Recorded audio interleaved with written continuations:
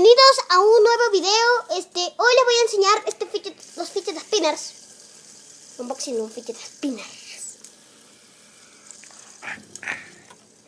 Sí, escucharon bien. Fidget spinners, los juguetes más de moda del mundo. Y es para aliviar el estrés Y para divertirse. muchísimo con tus amigos. Y con familiares. Tenemos este spinner. Tenemos una colección de spinners, de 4 spinners, que la tenemos aquí. No sé si se alcanzan a ver los 4, pero les voy a enseñar uno a uno. Este es el primero, que es mío. Que es el que de mi hermana, que el que gira, el que gira muchísimo. Gira muy rápido.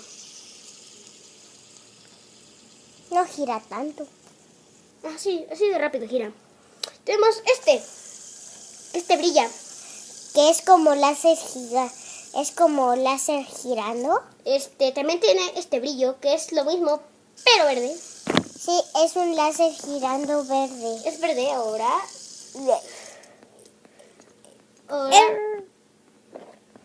Este es el azul. Este es otro que es el azul. Tiene otro que es este rojo. ¿En serio? Tiene este.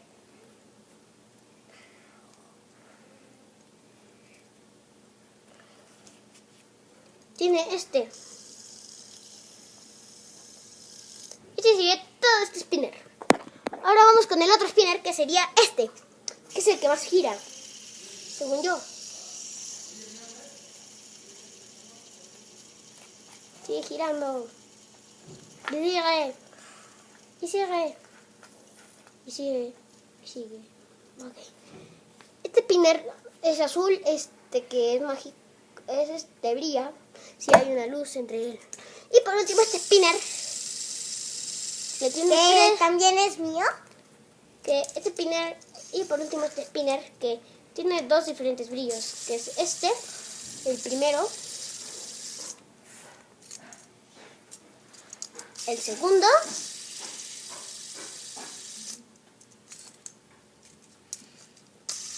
el tercero, y ya serían todos. También puedes hacer de uno.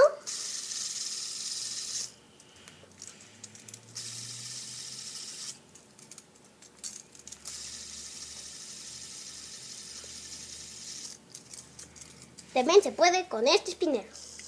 Puedes combinarlos. Y vamos a hacer después de este video una grandiosa película de spinners. Ajá, la película llamada Fidget Spinners saldrá y la primera del mundo. La primera película de Fidget Spinners, ¿vale?